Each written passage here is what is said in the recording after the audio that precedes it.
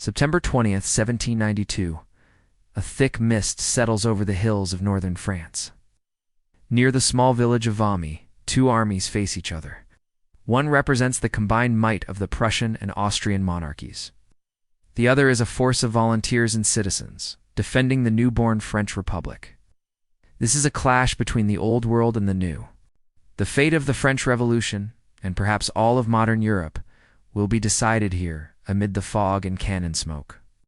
3 years earlier, in 1789, the people of France rose up against centuries of monarchy.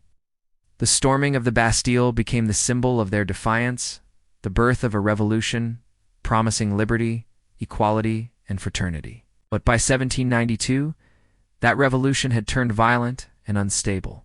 King Louis XVI was under arrest, and the nobility had fled. Across Europe, monarchs watched in horror, fearing these ideals would spread.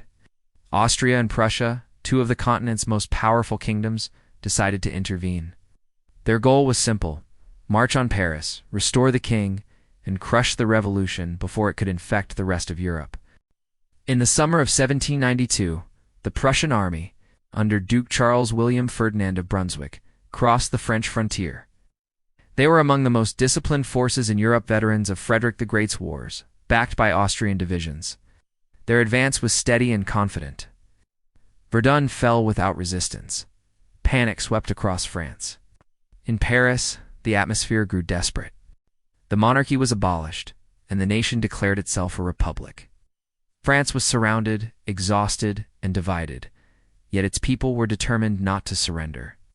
France's defense rested on two armies, commanded by Generals Dumouriez and Kellerman. Their troops were an uneven mix of few regular regiments, but mostly raw volunteers and hastily armed citizens, some barely trained. Their uniforms were mismatched, their ranks often chaotic. But they carried something far more dangerous than discipline: conviction. They weren't fighting for a king, but for an idea that ordinary men could stand equal before power and defend their own liberty. On September 19th, the French armies took up positions near Valmy.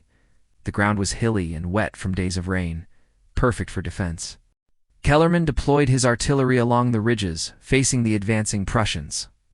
In the valley below, the Prussian army began to form its lines, 34,000 men, against a similar number of French, though many were inexperienced.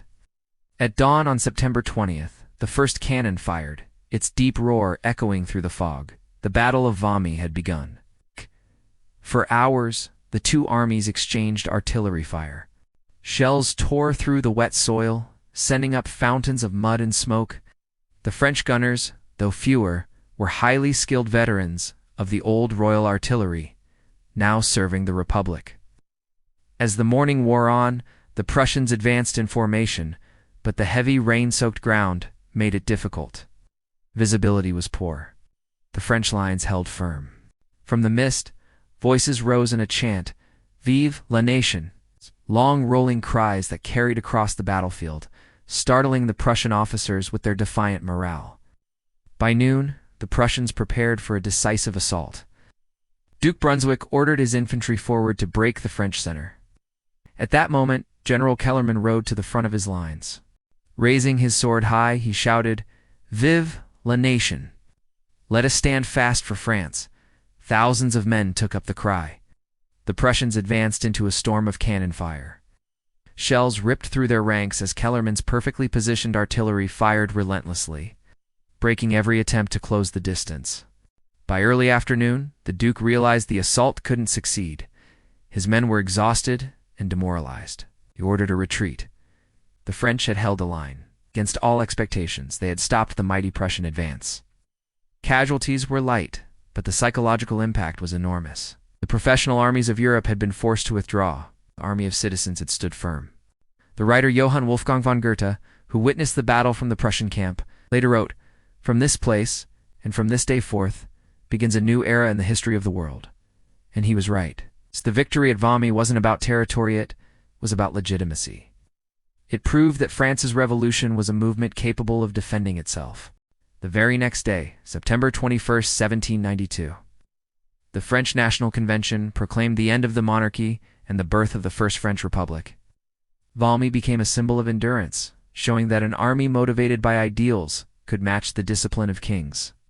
The victory didn't end the war, but the confidence born at Valmy would carry the French armies through years of conflict. Within months, France went on the offensive. The same revolutionary energy that held the line at Valmy would soon cross borders, spreading conflict, but also the idea of a new Europe where people, not monarchs, shaped their own destiny. For the crowned heads of Europe, Valmy was a warning. For the people of France, it was a beginning. Today, the fields of Valmy are quiet. A monument stands on the hill where Kellerman's guns once roared. Historians see Valmy not as a great battle of destruction, but as a battle of morale and meaning. It was the first time an army of citizens inspired by revolutionary ideals defeated the armies of monarchy and tradition. The old world of feudal order had met the new world of liberty, and the new world had endured. The Battle of Valmy lasted only a few hours.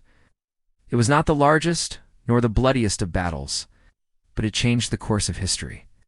It preserved the French Revolution at its most vulnerable moment, allowing the birth of a republic that would redefine Europe for centuries. In the mist and rain of that September morning, the idea of a nation defending its own freedom was born, and from that idea came the modern world. This was the Battle of Valmy, the day freedom stood its ground. Thanks so much for watching. If you found this story as fascinating as I did, please consider liking this video and subscribing to the channel for more deep dives into the moments that shaped our world. See you next time.